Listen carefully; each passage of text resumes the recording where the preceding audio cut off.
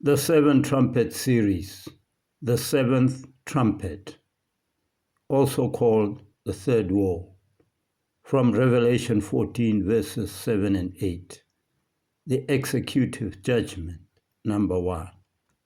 We now turn our attention to the second part of the seven trumpet judgment, which is the executive judgment and still the third woe.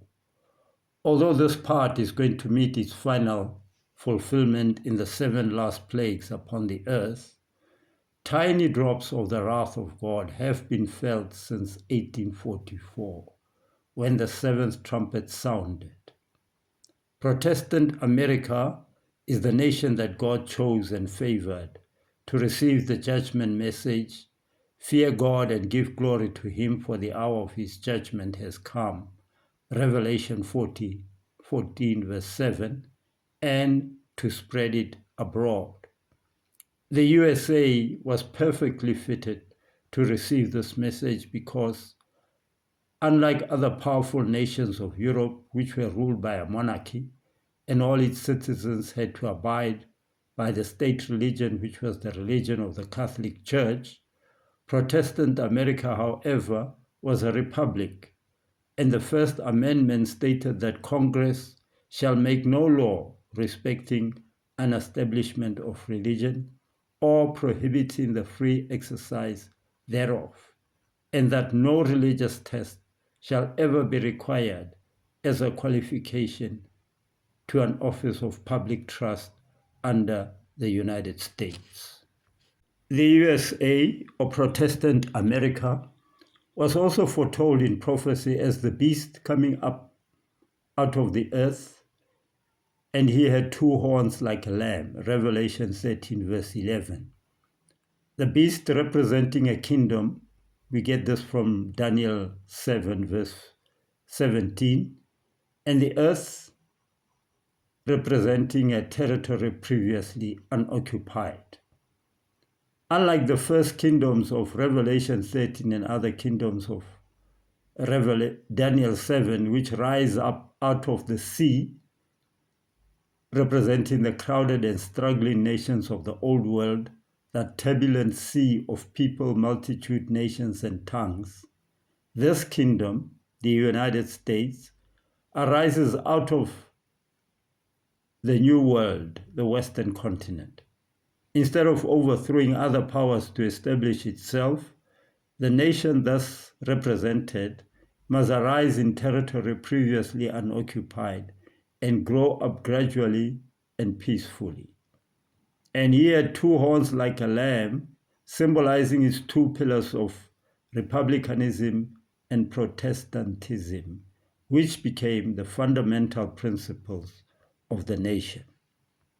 And so Protestant America took the lead in the form of Adventists coming from various denominations, led by William Miller, a Baptist preacher, in preaching the first angel's message, also called the judgment message or Advent message, that says, "Fear God and give glory to him, for the hour of his judgment has come," Revelation 14 verse 7. And also the message that says, "Unto 2,300 days, then shall the sanctuary be cleansed," Daniel 8 verse 14. This message has two components. One, the time, that is, the hour, the ending of the 2,300 prophetic days. And two, the event, that is, the judgment, the cleansing of the sanctuary. God first tested the USA Protestants on the time, the hour, the 2,300 days.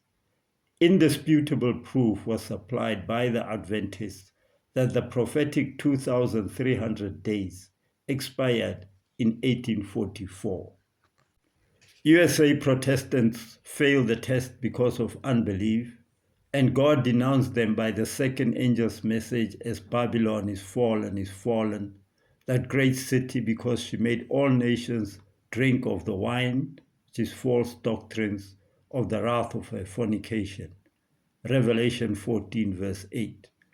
This message was preached by about 50,000 Adventists who separated from the Protestant churches of the USA because of persecution. The judgment event, the cleansing of the sanctuary, caused great disappointment among Adventists as Jesus did not come in the manner expected. As a result, the majority of Adventists left the movement, thus also failing the test and joining Babylon. But to the few that remained, although disappointed, they were not disheartened, because they knew that God had led them thus far. So they went back to the Bible to discover their error. And as we have seen in the previous episodes, the event was not the coming of Jesus to earth, but to the most holy place in the sanctuary in heaven to start the investigative judgment in 1844. And so Protestant America, in rejecting the judgment message from God, became Babylon and spiritually very dark. And because of this spiritual darkness, the nation was involved in a civil war between the northern states and southern states starting in 1862. Just like the judgment that befell Catholic France during the Revolution of 1793, where French citizens brought woe upon other French citizens, so in a like manner, the citizens of Protestant America brought woe on each other. The prophet Ellen White, whom God raised after the disappointment of 1844, whom the churches also rejected, says God is punishing this nation for the high crime of slavery. He has the destiny of the nation in his hands. He will punish the South for the sin of slavery and the North for allowing its overreaching and overbearing influence. This is from Testimony for the Church, Volume 1, page 267. This civil war stands even today as the most devastating war for Protestant America, in that it claimed more than 750,000 lives.